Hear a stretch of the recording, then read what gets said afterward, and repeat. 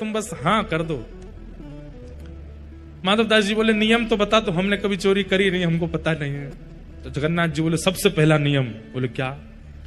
फुर्ती रखनी है, लेकिन फुर्ती में आवाज नहीं करनी है। मतलब गति तो तेज हो, पर जैसे हम चलते हैं तो हमारे पैरों की आवाज आती है, हाथों की आवाज आती है, कपड़ों की आवाज आती है, आवाज नहीं आनी चाहिए। फुर्ती भी हो और आवाज ना हो, पहला नियम। और दूसरी बात, पलके नहीं झपकनी, नेत्र खोल कर रखने, कान खोल के रखने, ध्यान रखना कहीं से कोई आ नहीं जाए।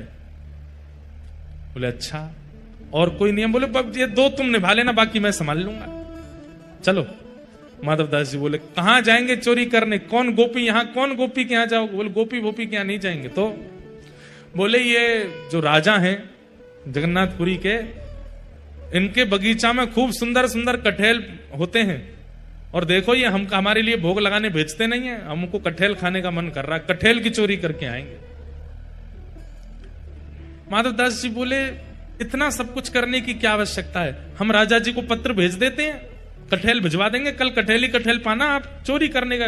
अरे माधवदास फिर तुम वही बात कर रहे हो, तुम कटहल मंगाओ, चलो कह दो राजा से कल एक कटहल भेजे। कटहल आया, बोले अब इसकी सब्जी बनाओ, सब्जी बनाओ, अब हमने पाली, अब तुम पाओ। वो पाली, बोले अब स्वाद मिल गया? बोले हाँ, अब तुम चोरी वाले कटहल का स्वाद देखना, इससे दुगना होगा।